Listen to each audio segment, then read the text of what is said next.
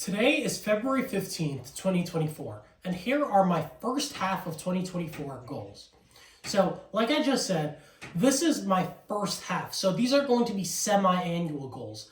The deadline for all of these goals are July 2nd, 2024. And I know this is really late, it's mid-February, so we only got a couple months left.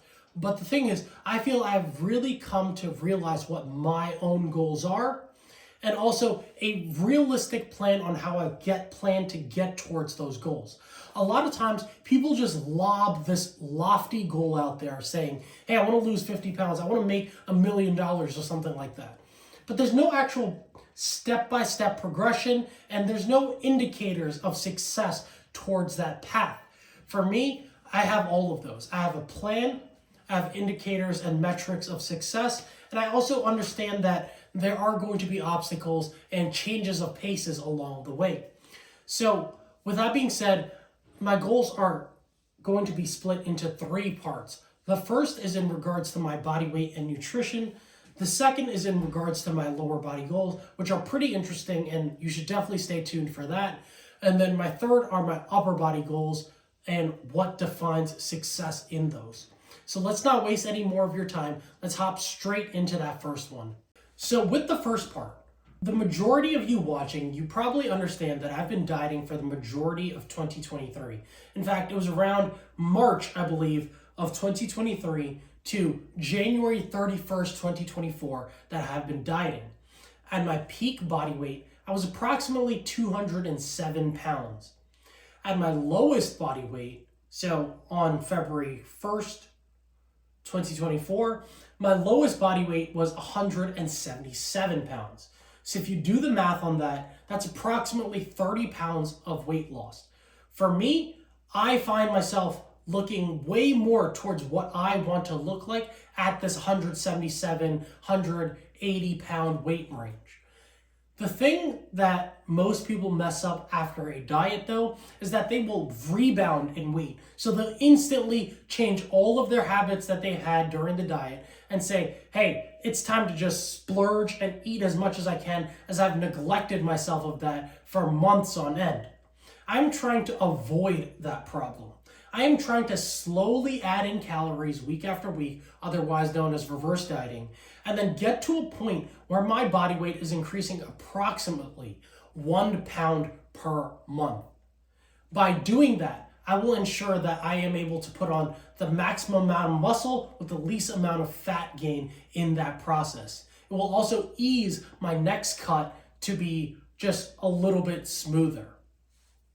So with that, from January 1st, 2024 to about July 2024, which is halfway through the year, I would hope that my body weight is under 185 pounds. I feel like I have enough room to gain and add calories, gain some weight, but not be excessively heavy. I want to cap myself at 185 pounds at the middle of this year. When it comes to my lower body goals, there's a few metrics of success for my lower body goals. First off, during my diet, one of my hardest sets was doing this: 425 pounds for 7 reps on high bar with a controlled descent. By doing 425 pounds for 8 to 10 reps without any equipment and continuing to use a high bar positioning on my back as well as a controlled descent, I would deem that as a successful metric of both improving my strength, but also maintaining my own standards. I don't want to get lost in the sauce, so to say, to where I start putting the bar lower on my back, I start bending over more, I start widening my stance, and I start throwing on more equipment. There's nothing wrong with that if you're actively competing in powerlifting, but for me right now, I have more general fitness goals. I want to do it in a pretty undeniable type of way, almost like a Clarence Kennedy style. I totally believe that by midway through the year, I'm able to hit a set bigger than this. So ideally, 425 pounds for 8 to 10 reps without any equipment. Next is the cardio portion. Obviously, I was doing a lot of cardio throughout 2023 for my diet. But one of the biggest points that I'm trying to make is to continue to do that cardio. in order to hold myself accountable, but also give myself little challenges along the way, which I think are very important. I've signed up for a High Rocks event. So if you don't know what that is, I'm going to put it up on the screen right here, and you can take a look. Essentially, there are 8 different exercise stations, each one spaced out by a 1 kilometer run, so about 0.63 miles in between each of these stations. The stations goes as following. It's a ski erg, then it's a prowler push, then it's a prowler pull, then it's a burpee broad jump, then it's a rowing machine, then it's a farmer's carry, then it's a lunge, and then lastly, it's wall balls. So all of these exercises are done non-stop, and whoever has the shortest time would obviously win that High Rocks event. Now, my aim is not necessarily to win the High Rocks event, but obviously it's to perform the best that I possibly can. So in order to excel at these, what is the most important thing here? I'll give you a second to think about this. Obviously, it is the running in between each of these stations. Running is the majority of this entire race. In fact, there are about 5 miles that you need to run throughout this entire event. And the running portion is almost the lowering your heart rate and taking it easy portion, while you go harder on the primary exercise stations. So improving my running is a big part of this process. As one of the ways to train towards that level of running, I've actually signed up for a 10K race. So on April 7th, 2024, I'll be running my first 10K. And not only that, I'll be running it with my friend Maddie on this Shore Road Promenade or this Verrazano Bridge View lookout. To complete this 10K, my training is going to change a lot in terms of the cardio training that I've been doing. So if you've been following my training throughout 2023, a lot of the cardio that I'm doing is like assault bike sprints, lunges, circuit type of training, CrossFit workouts, things of that nature. But it is not that pure road work that is required for you to actually be able to run a 10K. So instead, a lot of my week-to-week trainings are going to be now different intensities of running. Then on my day 2, that's after my primary squats and deadlifts, I'm going to do an easy run on that day. And then my third workout is that cross-training Murph type of workout, where it's the run 1 mile, 300 bodyweight squats, 200 push-ups, 100 pull-ups, and then another mile. That's after doing this 10K. About a month or 2 later, I plan on just going for it. I want to be able to claim that I have ran 10 miles in one workout. I know that's not very impressive for people that focus on running, but for me, that is a big goal. I've never ran 10 miles straight. That is my base in terms of building my aerobic base for that High Rocks event. So don't worry, all that high intensity exercise stations are slowly being incorporated throughout my week, but it will be combined all together as I prepare towards that High Rocks competition. So once again, it is to squat 425 for 8 to 10 without equipment, high bar with control. It's to complete this High Rocks event. It is to run 10K race, and it is also to run a 10 miler in between all of that time. Lastly are my upper body goals. This is different than the other goals. My goal is almost a bodybuilding pursuit. I want to just get my upper body as big as possible. I've never trained like this, so I'm pretty much a beginner towards straight up hypertrophy focused training. But with that being said, I still believe that there should be certain exercises done with a high standard that will allow you to be a good metric of where your upper body progress is. That is why the other day I did a workout testing what those lifts actually look like. So first, as you can see, I have a weighted dip. This was done after a little bit of benching, but 35 kilos or about 77 pounds for a set of 9.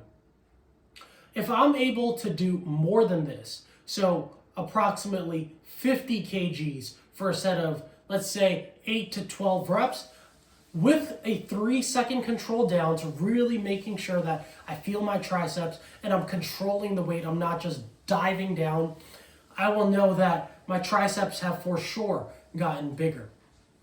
Another metric of success will be my actual dumbbell curls. So if you know me, I've avoided my curling for years. If you're powerlifting, it's almost this perspective like it's a waste of time, it's painful, it's not very exciting to watch. You're like, why would I ever do this? But now, if your goal is bodybuilding, bodybuilding is pretty much defined by, do your arms look good or not? It's pretty much that. So having a clear metric, such as like a dumbbell bicep curl, where it's pretty much all bicep, that is how you know if your biceps are growing or not. So in this past week, I've done 40-pound alternating dumbbell curls for a set of 15.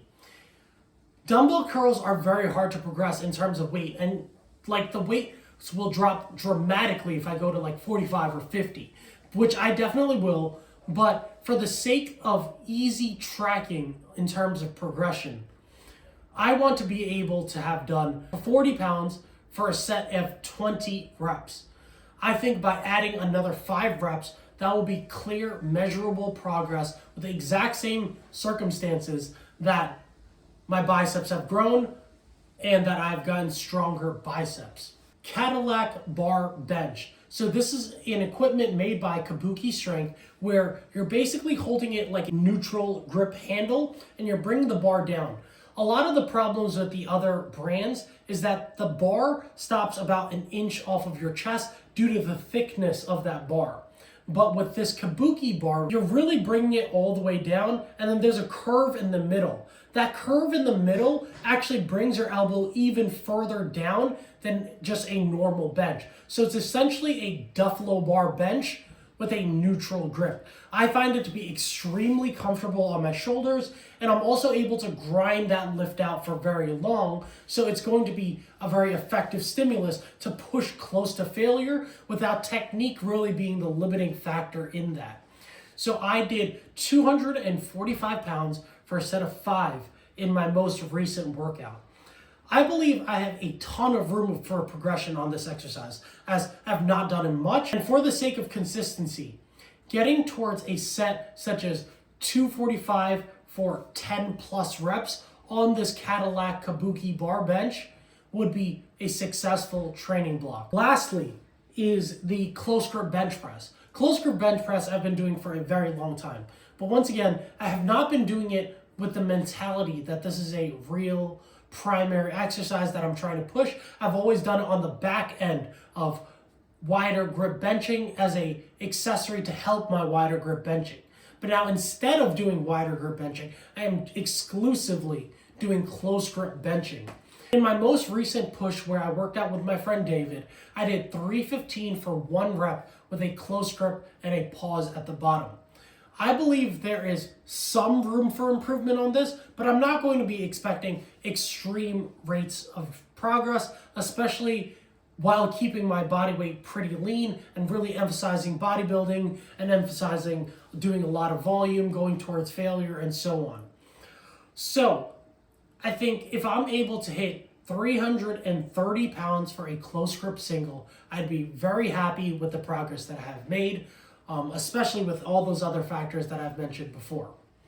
So that concludes all of my 2024 goals. So just to recap everything once again, in terms of body weight, I want to be under 185 pounds. I want to slowly gain weight month after month and aim for about approximately 1 pound per month. In terms of my lower body, I want to squat 425 for 8 to 10 reps without any equipment. I want to have completed a high rocks event. I want to have run a 10K race. And lastly, I want to have run 10 miles. In terms of my upper body goals, I want to have a curl that is 40 pounds for 20 reps.